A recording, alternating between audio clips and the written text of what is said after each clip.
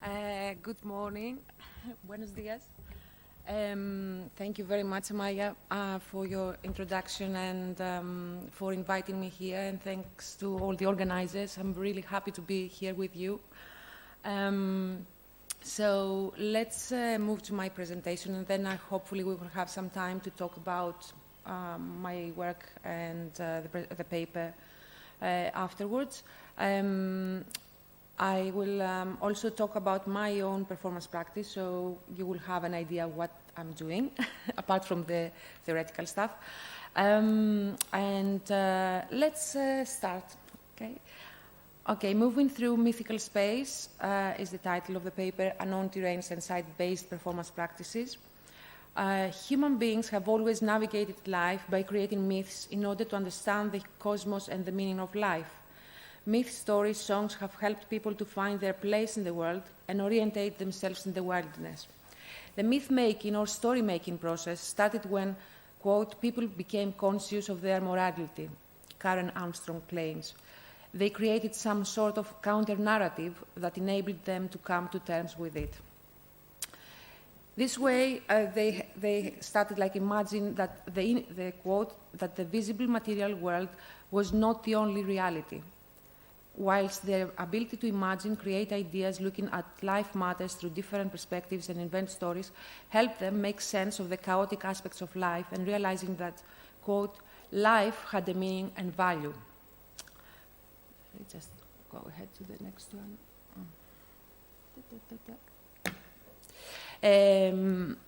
Mythology invites us to visit places that we have never been and experienced, that we have never thought of.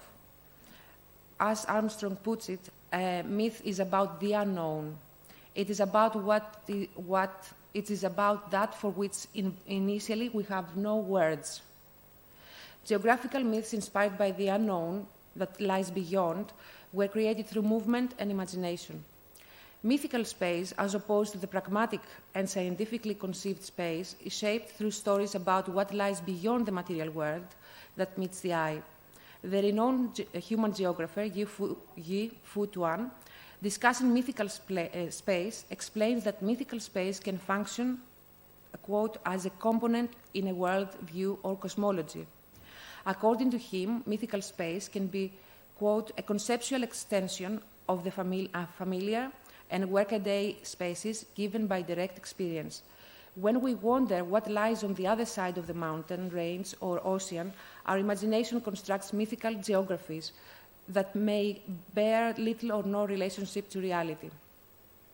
However, especially since 18th century, the scientific view of historical events, the expansion of the geographical knowledge through cartographic systems, and the development of technology have led to proliferation of information and spatial knowledge to the degree that unexplored terrains seem to not exist anymore.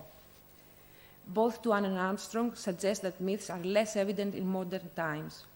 As Armstrong claims, our modern alienation from myth is unprecedented.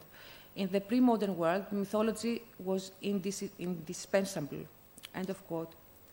Geographical space has been researched, measured, explained. Therefore, it can be claimed that there is a detailed and expanded knowledge about the pragmatic space as well as the way that we navigate it on the Earth. However, we should ask what kind of knowledge we have acquired, how this has been constructed and organized, what kind of knowledge defines a terrain as unknown. It seems that, as Armstrong claims, we are concerned above all with what actually happened, whereas in the pre-modern world, when people wrote about the past, they were more concerned about what an event meant.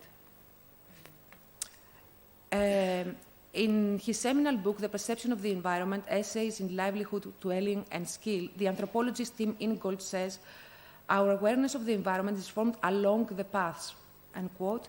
Quote, it is not a view from up there rather than down here, but one taken along the multiple paths that make up a country and along which people come and go in a practical conduct of life. End of quote. Oops, sorry. Myths let us imagine ways that transcend everyday life and go beyond ordinary experiences. In a similar way, performance, and especially alternative performance practices, offer us new perspectives that alter or enrich our thought and lives, and invite us to experience another kind of space in which hope, action, and sharing are of great importance and value. Both in myth-making and performance-making processes, imagination and play become central elements which open up endless possibilities that can potentially transform us. Both myth and performance are not necessarily valuable for offering us unquestionable facts, rigid views, logic interpretations, and undisputable evidence. Rather, their significance is that they, quote, give us new insight into the deeper meaning of life. Different possibilities in creating imaginary worlds. Considering myth-making and performance-making, I would like to think of 5 key elements that are strongly linked to the creative process, which I'm going to consider later on the paper, as you can see also on the slide. So I'm kind of thinking about myth-making and performance-making and this aspect of process and imagination, cityscape, where these take place, collaboration, care, and the performativity of space. In 1947, John Wright, in his article Terra Incognitae, The Place of the Imagination in Geography, stated that nowadays geographers seldom or never have the opportunity to enter literal terra incognitae, totally unexplored territories. Scientific knowledge has been expanded, whilst advanced cartographic systems have pre-recorded every piece of the Earth on maps, diagrams, and tables. Therefore, it can be claimed that there is no territory that is unseen, which implies that the potential to discover new territories has diminished. However, we should consider what kind of knowledge we attained with devices of measuring and representing space, and re-examine and redefine the existence of unknown terrains. Quote, whether or not a particular area may be called unknown depends both on whose knowledge and on what kind of knowledge is taken into account. End of quote, as Wright points out. A traditional representation of maps and common rules that govern them does not give details of the urban space, environment, and its stories. It does not make us aware of the fine points and actions that alter and determine the urban environment. Even in a detailed version of a map, spatial stories and details of spatial elements and their uses cannot be discerned. There will be still areas that remain unknown to us. Thus, although the map feeds our knowledge, this is partial information, partial confirmation that there is no terra that is absolutely cognita. As Wright claims, if we look closely enough, if, in other words, the cartographical scale of our examination be sufficiently large, the entire Earth appears as an immersive patchwork of miniature terra incognitae. Even if an area were to be minutely mapped and studied by an army of microgeographers, much about its geography would always remain unknown. And hence, if there is no terra incognitae today in an absolute sense, so also no terra is absolutely cognita. End of quote. Visual representations of space in the form of maps entail specific codes, taxonomies, and ordering systems, following in particular organizational rationales and priorities, and promote specific values and purposes. Therefore, they are unavoidably selective. A map is a figurative representation of space and not space itself. The information given on a map could by no means substitute the experience of physically being in the space depicted, moving through the streets of a city, walking along its paths, observing, imagining, uncovering, give life to a silent map. We discover the area, its details, the surfaces, the textures, we put back on the map spaces of dereliction, we imagine their stories, we create our own map. This process asserts what... It's the other one. Oh, sorry, it's the other one, yeah. No, I mean the other button. The other button. You are using this one, and it's this one. Oops. No, you're still using the same one. Oh, It's this one. This one, sorry, yeah. Great, thank you. This process asserts what Ingalls argues, we know as we go, not before we go. In her seminal book for space, the feminist geographer Doreen Massey provides an essential theoretical framework in order to think of space as a source of creative action and disconnected from notions of stasis, closure, immobility, and being fixed and iron dialectical. She suggests that space has always been made and always, therefore, in a sense, unfinished. Her proposition offers a great potential for imagining and acting in space. For space to be unfinished and open, we need to think about it not as a container of predetermined actions and relations, but as a sphere that includes a heterogeneity of practices and processes. Therefore, space can be detached from concept of stasis and closure, and if we follow Massey's argument, the tendency of controlling space is contested, and the importance of spatial practices and counters is foregrounded. And although, as Massey observes, loose ends and ongoing stories are real challenges to cartography, these are the conditions that make space alive, dynamic, fluid, open to accidental discoveries. In the view of space as open and unfinished, yet to be made, free from codes and symbols that diminish its meaning, space produces and is produced by unplanned encounters and stories. The concept of the unfinished space requires a consideration of space beyond the static and well-defined systems. It's a space that produces and is produced by the unexpected, by multiplicity of trajectories. Space becomes a product of relations, social, political, and cultural, which include a variety of practices, concepts, histories, myths, and stories. If we think of space as a sphere that allows the coexistence of diversity, multiplicity, and plurality, then, as Massey suggests, we could imagine space as a simultaneity of stories so far. Before I move to the next section, which is I'm going to talk a little bit about the practice of walking and the way that performances altered our views on how space is produced. I would like to briefly discuss the meaning of and function of city spaces and architecture and introduce the performativity of space, this idea of space performing. Besides, theatre affects the way that the urban environment is understood and experienced, and in effect produces the city itself, the theatre as a building and the theatre as a practice. As Harvey argues, quote, theatre is a part of urban process, producing urban experience, and thereby producing the city itself, end of quote. Performance spaces, whether these are theatre buildings or spaces temporarily used for performance events, are mainly situated in the urban environment. They are inhabited by people of the city, theatre workers, performers, and so on, and they are visited by people of the city, which is the audience. So let's move to talk a little bit about the cities. Cities can be seen as spaces in which diversity, tolerance, progressiveness, and inventiveness are welcomed. As Lauren Lees observes, quote, the city has long been celebrated as an emancipatory space in the social imaginary of the West, end of quote. Cities carry with them associations with democracy and people's empowerment that find their roots to antiquity.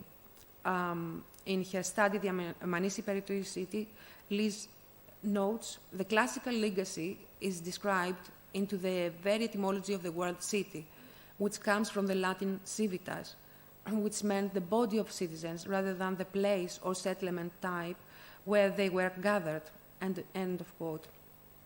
However, city spaces are neither produced nor used through gender-neutral practices. They can be spaces of control, alienation, inequalities, rigidness, discrimination, and fear. Spatial professionals such as urbanists, geographers, architects have attempted to untangle the complicated phenomena and processes occurring in city spaces, to explore the power relationships that urban space entails, as well as the possibilities for urban change. Cities cannot be easily contained within a definition, since they comprise the accumulation of people, buildings, relationships that find themselves in a constant change. Therefore, the analysis of city spaces become a rather multifaceted matter. As the geographers Steve Pyle and Nigel Thrift vividly explain in their imaginatively structured book, City A to Z, where the quote is from, if we know one thing about cities, then perhaps it is that they are too vast to be imagined in their entirety, and that is as a city. Nor can cities be understood as if they were only the sum of their parts. They are not the sum of roads plus buildings plus money plus people plus whatever. For cities are more than the inventory of things to be found in them, precisely because they are also about the social relations that constitute them. Cities are never static or complete, ready to be held frozen in some timeless encyclopedia of facts and fictions. Pyle and Thrift's assertion is in agreement with the claim of the urban geographer Tim Hall, quote, "The only consistent thing about cities is that they are always changing," end of quote. This means that people's needs and views are affected when alternations take place in city spaces and vice versa. Therefore, physical arrangements of the city, for example, may become redundant if they do not serve people's needs sooner than planners would expect, or in other cases, new arrangements may be needed because of an increased demand of housing or open public space. Contemporary city planning has been affected by the range of issues that emerged from the industrialization of cities during the 19th and 20th century and their consequent de-industrialization. Problems such as the overcrowding of urban centers, which were not sufficient to serve the high number of population moving to cities, the lack of urban infrastructure, the demand for sanitization of the urban setting, required planning solutions that dictated architectural concepts and planning strategies that can still be evident in contemporary cities. The extended urban and social issues occurred in cities for the reason that factories and manufacturing business closed down, often resulted to the abandonment of buildings and the emergence of run-down areas within the city. The existence of derelict spaces and deserted areas in the urban environment is still a problematic issue in contemporary Western cities. How these are considered by planners determine the future of these sites to a great extent. Usually, the decaying sites are characterized as wastelands. They are no more than signs of waste which needed to be extinguished. And here I would like just to note that we will see some aspects of the meaning of dereliction through the examples that I will present later, and which, among other aspects, invites us to consider how the notion of performance can alter our conceptions about ruined spaces. In modern cities, many run-down areas of Western cities have been most liked sites for redevelopment. That's, for example, the district of Docklands in East London, and which I'm going to talk in one of the examples that I will present in a bit, has attracted the interest of development companies. The area's redesigning has resulted in a series of large-scale constructions with distinctive architectural styles, impressive megastructures.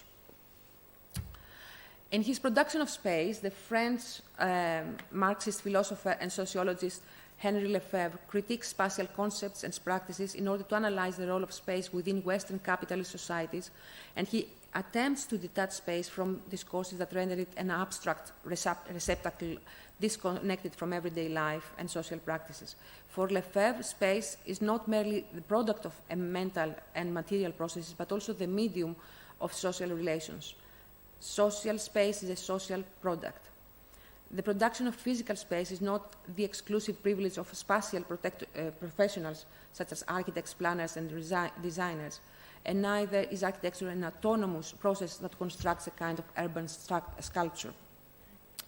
And I would like to think now...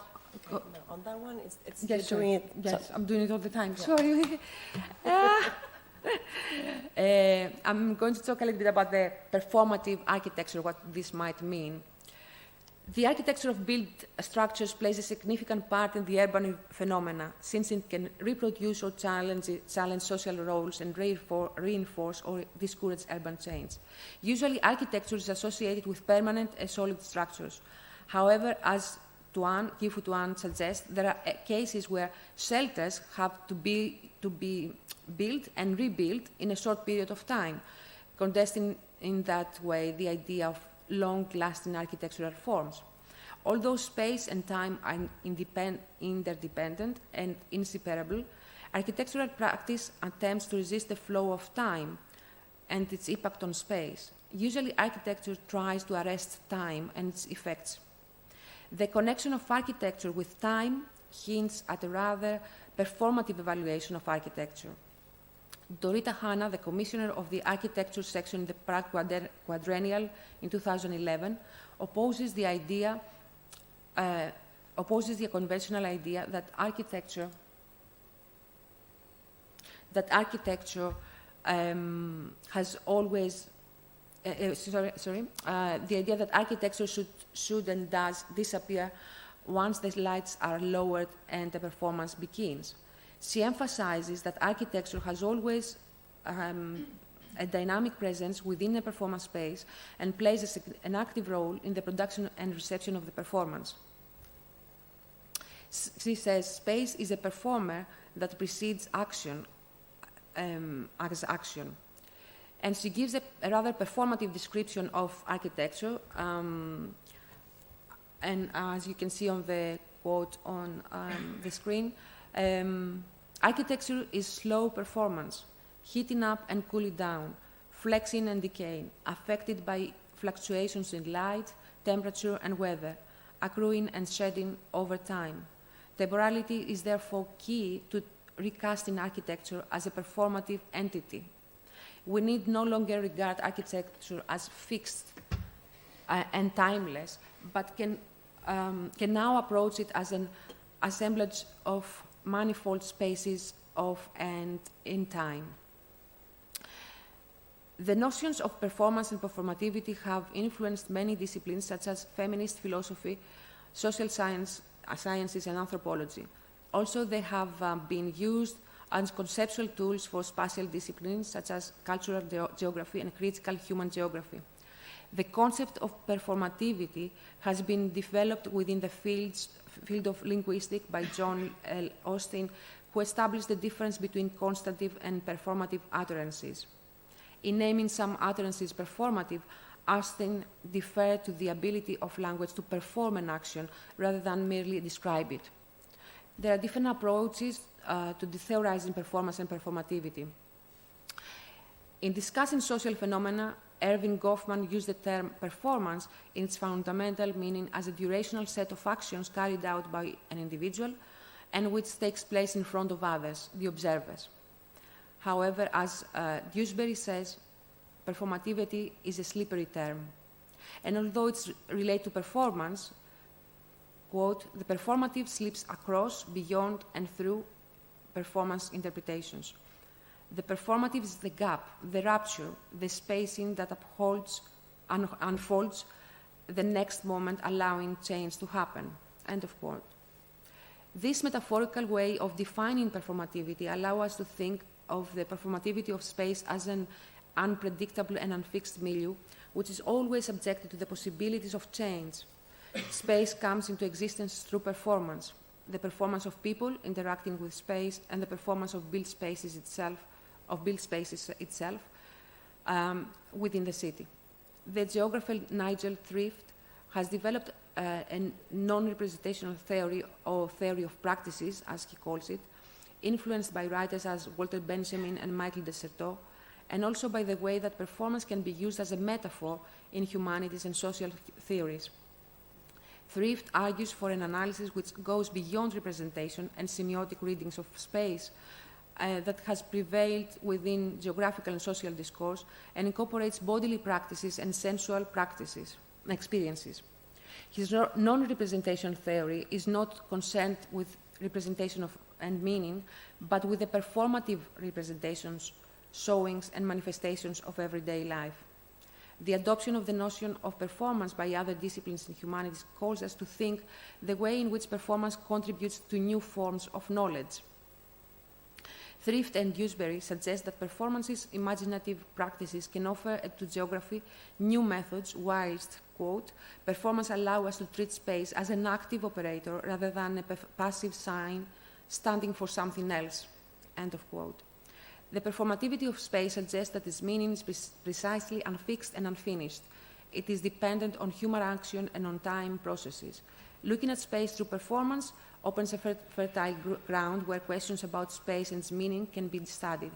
Architecture becomes performative, not merely an object, and an object that derives from professionals' expertise. It is an ongoing time-based process. It is a manifestation of junction points of urban stories that derive from spatial professionals, inhabitants, and users. As the editors of The Unknown City-State, architecture is ambient, atmospheric, and architecture is ambient and atmospheric, and architecture allows us to tell stories. It is both backdrop to and inspiration for theoretical and poetic musings of all kinds, from love to philosophy, theology to Marxism. End of quote. I would suggest that architecture not only inspires stories, but it's also about the product of those stories. And now I will go to one of the main spatial practices that I would like to talk about, which is walking.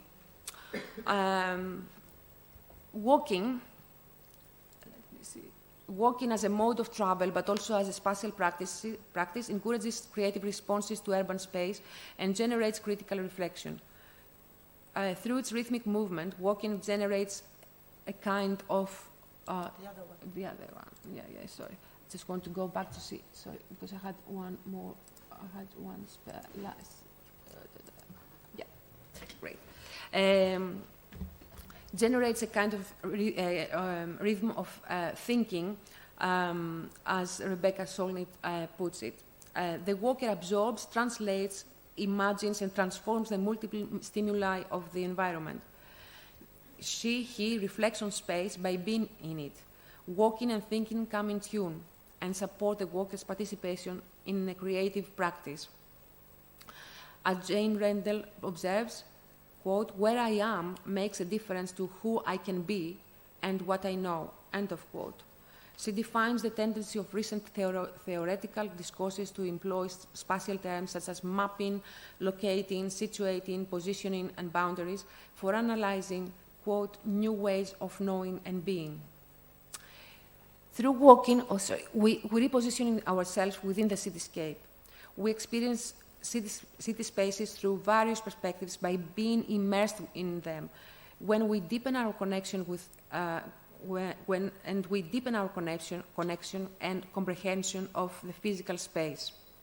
The British anthropologist Tim Ingold explains that the experience of an object from many perspectives affects our knowledge and takes part in the process of our understanding. He says, "To perceive a thing from different angles, it is supposed that we might turn it around in our hands or perform an equivalent computational operation in our minds. But in real life, for the most part, we do not perceive things from a single vantage point, but rather by walking around them." End of quote. However, paths and streets are rendered to be merely connectors. They serve to connect destinations, not spaces that offer experience in themselves, especially in big urban spaces, urban cities, mega cities. According to Ingold, connectors are associated with transport, the main difference of which from wayfaring is that transport is destination-oriented. Thus, quote, "While on the trail, the wayfarer is always somewhere, yet everywhere somewhere is on the way to somewhere else." End of quote. The transported traveler, quote, "who departs from one location and arrives at another, is in between nowhere at all." End of quote. In this case, the streets cease to be space of wandering and exploration. They principally become means that facilitate the conveyance of people and goods and fail to grow organically within the city's net. Besides, if we consider that straight lines have been praised by modern architecture, while meandering lines have been perceived as a threat to order, authority, linear process, the prominent architect Le Corbusier celebrated the straight line and the right angle, while he rejected the curve as being ruinous and dangerous. And he says, for example, quote, "Man walks in a straight line because he has a goal, and knows where he's going. He has made up his mind to reach some particular place and he goes straight to it. End of quote. The connection between straightness, reason, goal is clear to Le Corbusier's statement. Walking in straight lines from point to point, avoiding deviation, hesitation, distractions, intuition, shapes the city's user's experience within a destination-oriented path. However, I would suggest that cities still contain possibilities for wandering, exploring, and creating, especially through performance practices. Despite the increasing effort of regulating all possible routes, walking remains an act dependent on the idiosyncratic movements of the individual that contest the city spaces as imagined and materialized by urban planners and architects. So for de Certeau, in his seminal book, The Practice of Everyday Life, walking defines walking as a space of enunciation that is performed by urban pedestrians.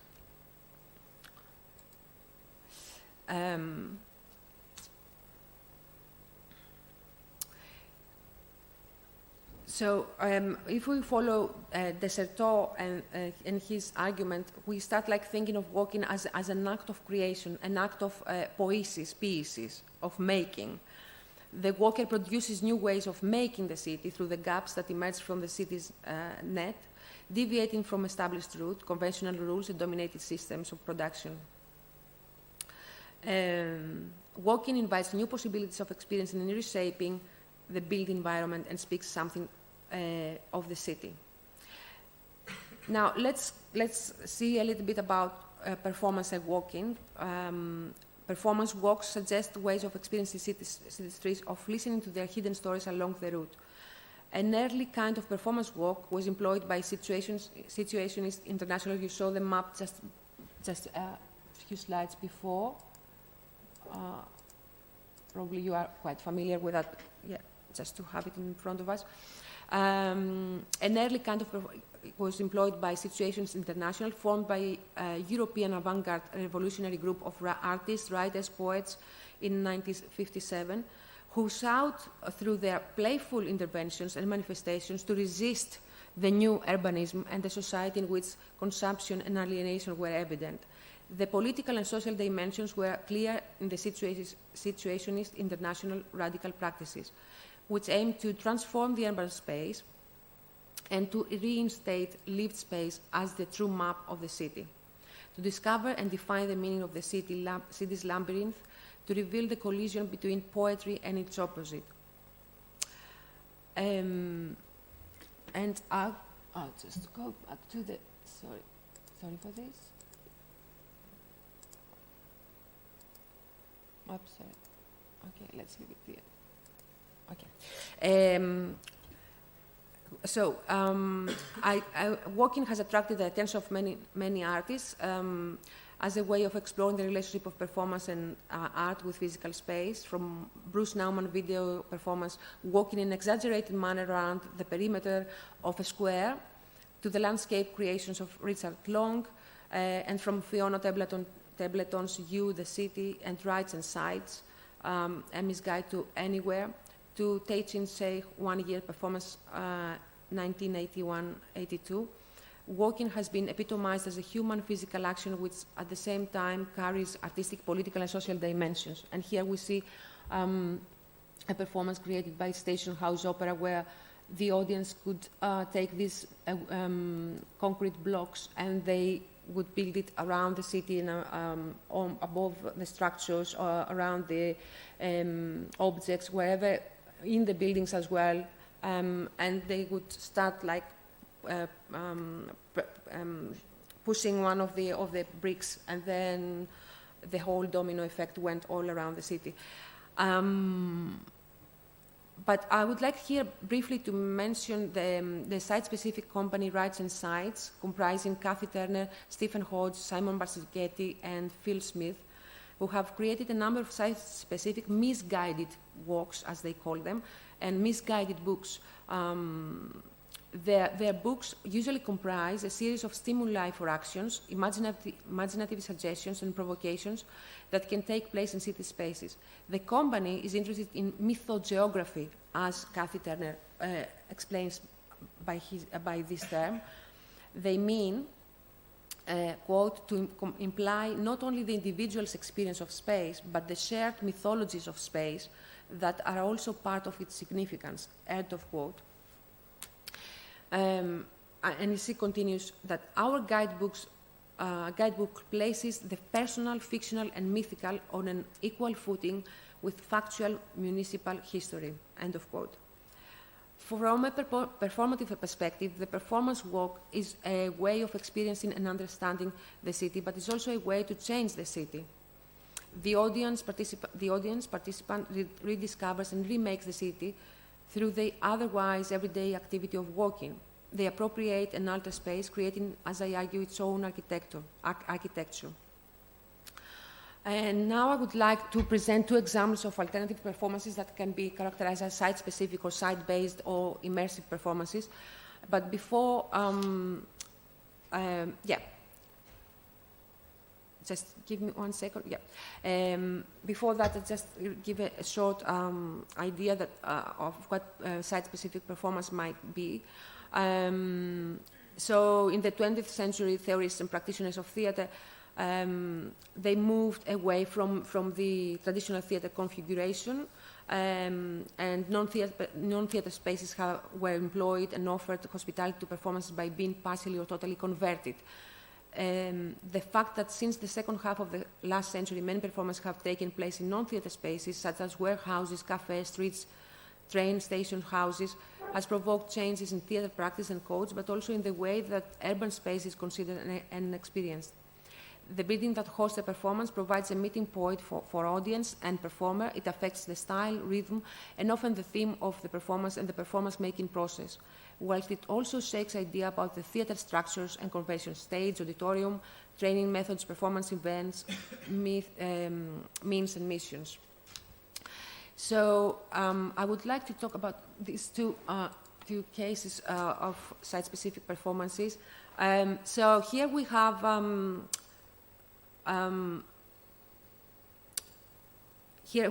a performance which was called Faust, and was created by Panstrang Theatre Company, that took place in the neglected 21 Wapping Lane building in East London in 2006-2007. The disused warehouse located within the London Docklands complex was used for the performance. The brick four-story warehouse chosen for the production was not a theatre landmark and was not even located within a known theatre district in London. The site was protected from any intrusions of visitors by railings, as you can see on the, okay, maybe you can see it better here. This is the entrance, the image at the bottom, you can see the entrance. A tall brick wall and barbed wire, and was not open to the public. However, it attracted a large audience. It was sold out for the whole period, this performance. A large audience when Faust took place, and its spaces and the real estate contributed to the creation of an unusual experience for the theatre audiences, which were used more in convention to attend a performance like this in a conventional theatre. The building was demolished in 2010, where new ambitious constructions of luxury residential apartments were built. It's worth noting that the development plans were proposed by a company which is part of the Bellymore Properties, which sponsored Faust. So there's a big discussion, who sponsor arts and what's the implication of that. The theatre event made the neglected building perform or be inhabited again, which opens up a discussion about the function of the relic spaces in the city. So it puts a question on, it puts under question the way that we discuss sites as useless or wastelands. The imaginative use of neglected sites is a practical manifestation of giving space a chance, the chance to open to possibilities and to multiple ways of experiencing it. And so the audience had to enter the building, and they could move all around, sorry, maybe you can see here, move all around the building where different installations within the rooms were installed. And as you were going around wearing this mask, as you can see on the bottom of the bottom right, the audience was wearing this kind of mask, and they had to move and wander around the 4-story building, and they could encounter different scenes or different scenographical places. So sometimes you could see an action, sometimes not, but you could be absorbed by the atmosphere of the performance. And you could go in any direction. You could go up or down on the building as you wish. So it was your own. It was up to the audience to select the route that they could follow in the building. So now, briefly, I would like to discuss a little bit another performance practice, which is it takes place close to the area that we are discussing now, and it's called whopping audio. The project Whopping Audio was In order to attend the Whopping Audio, the participant had to download the instructions from the audio file from the internet website and to take it to a portable audio player and choose the day and time he wants to go for a walk and to experience the performance. The location, duration, and narrative has been chosen by the artists Matthew Ball, Katie Day, Elisa Livergrant. The project was funded by Arts Council of England and launched in 2005. The recording starts with a smooth breathing reminiscence of the sound of soft waves. The narrator's voice is reassuring. She is an inhabitant of the neighborhood for many years, and her confident and persuasive way of talking gives you confidence that she can lead you securely through the walk. For 40 minutes, she guides you around the streets of Wapping and shares with you her story of living in the area, her memories as well as her present. So the narrator invites you to a garden, the River Thames, a park, a cemetery, a Wapping's canal. She remembers her dead man and man with whom she fell in love once and who sailed away, the airplanes flying in the sky during the war, and the happy moments in her schoolyard from which the only remnant is a pillar which is hardly visible because of wild plants growing around it.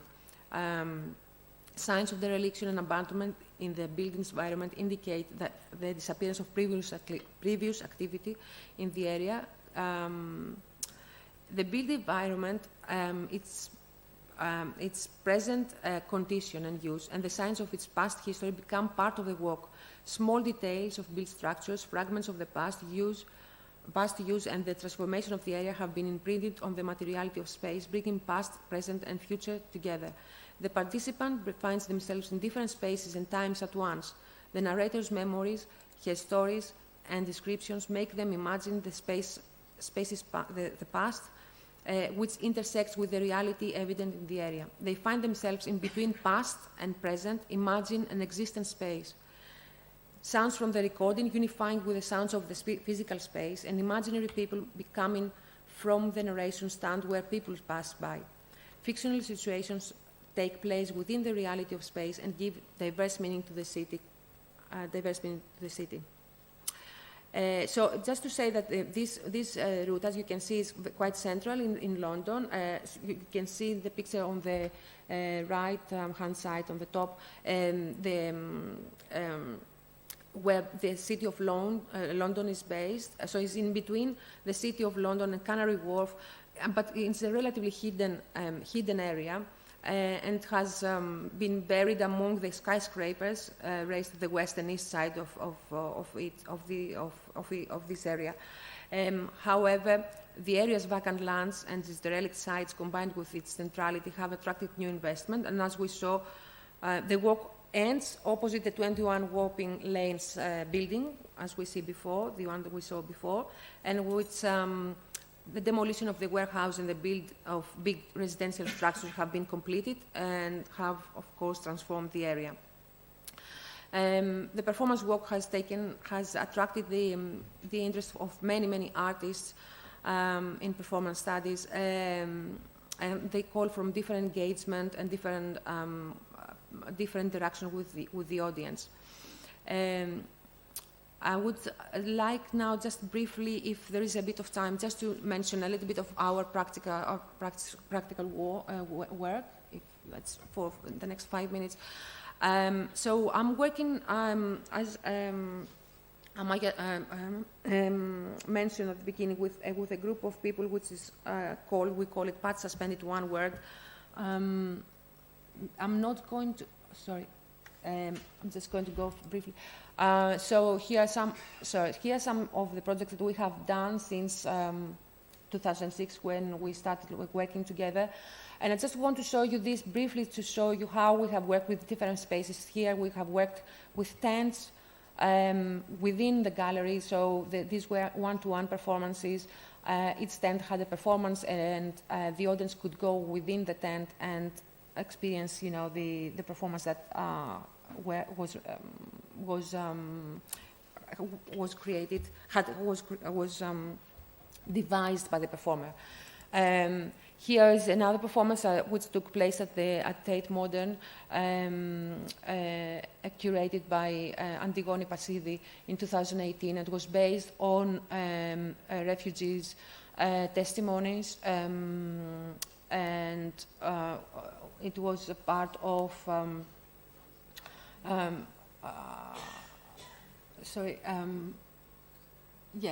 part of the propositions for change at Tate Modern.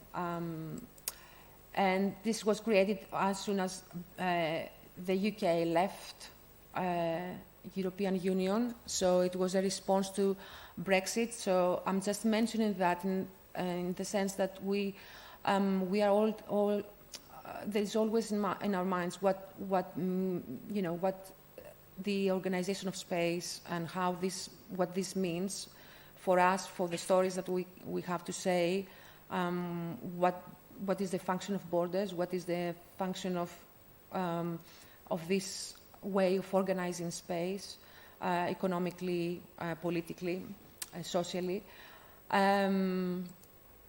This was another performance based again on refugees' testimonies and imaginative stories, which was presented in Athens in 2006. There was a big explosion of refugee waves back in 2016, and now thinking about the war that happened, both of the wars that happened in our close neighborhood, let's say, we should think what is the function of space and how people live there, or what means to be a refugee. I find that quite current. Again, it comes again to my head what this might mean, what the impact of all this might be. This is another playful intervention that we did it outside the British National Theatre and at the Prague Quadrennial Performance Space and Design. And this is a little action where, like the Sisyphus, we go up and down in different parts of the building, and we pour these buckets of rice from one pot to the other. And this is where we did it. Yeah. And this is again, working with this idea of time and space, and how this we wanted somehow to visualize a clock, if it makes sense, how you can go at a specific time at a specific place and do this action, and what this means. And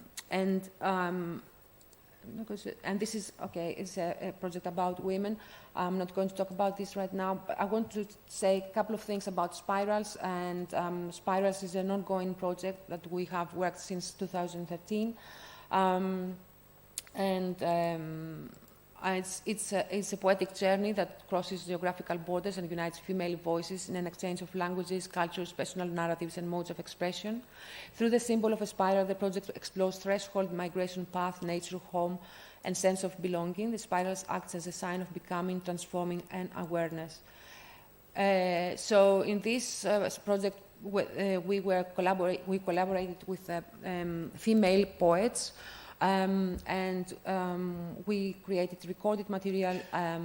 We created soundscapes, and a series of performances and video work that took place in different places in different cities. The cities were chosen where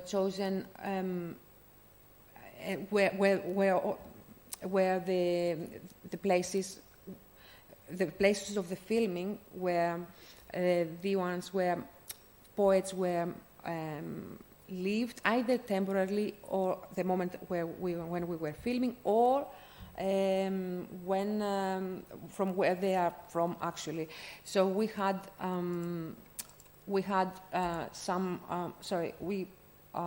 had a video poem which was called Genesis and was made by Noelia Diaz-Vicedo in London 2017. We have, just because I don't want to forget the name, so I will go back to my writing. So we have in 2018 Beatrice Vayol's poetry, Tracks for Finding Home. Then we have the action that happened in Broadstairs. Some poems from Spiral, from 28 Paths of Hair is there. Then we worked with Irini Margariti, and we filmed that in a ruined space in the center of Athens. Barbara Bridges' poems were employed for filming Spirals as If in the ruins of Coventry Cathedral in the UK. And we have also the poems, the Belgrade poet Anna Rodic, who produced the project, who produced the Spirals auto-portrait. This is how she calls the name of the video poem. So these are some of the spaces that we have worked with. So the performance reflecting on the poems, which have been selected for the projects, chose material that were associated to images, words, feelings of the poem, and at the same time were inspired by the location: flowers, soil, chalk, corn, oranges, beans, flour. So yes, here you can see some of the, up.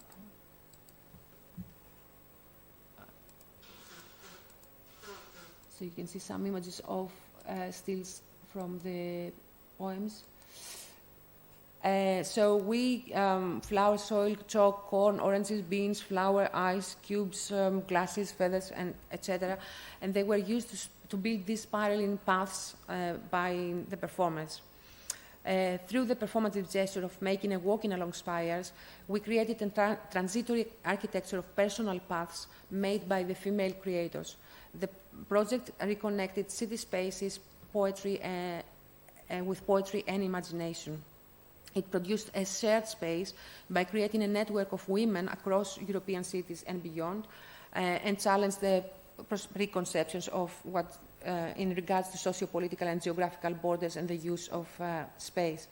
Here I have a short video. Maybe you can go online and watch it, because I think it's, we don't have time. It's, yeah. And then, sorry. How do you call it? And here you can see some of the actions that we did. We ran public workshops, or workshops open to the public, so the public and could play with this idea of the symbol of the spiral. And these are performances that took places in different buildings and galleries. Yeah, here you can see the idea of the people playing with the spiral, and this is something that we started doing after during the COVID.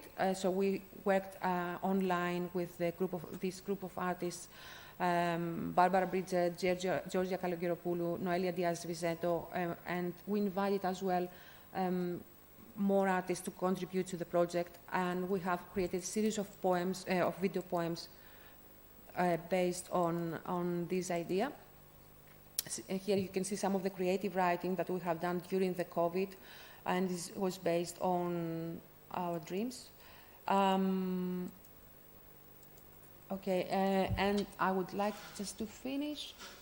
Yeah, this is it's coming from an India collaborator, who filmed a project based on the instructions that we have given to the artists. You can find this online, and this is some of the work that other artists have contributed. Okay, and maybe I will finish it. Oops, sorry. So okay, just to conclude. So in this paper, I have sought to untangle aspects of spatial relationships that play a significant role in the production of meaning and the process of generating knowledge, not only in the performance realm, but also in the built environment. And I would like to emphasize the value of searching for unknown terrains through performative gestures, that site-based performances, and the need to acknowledge our personal involvement in the production of space and in spatial histories. I suggest that the act of imagination is an act of resistance, since it can fight against the immovable, slow change and concreteness of built materials, and looks for the transient and the ephemeral. That's it. Thank you, and sorry for keeping you. For running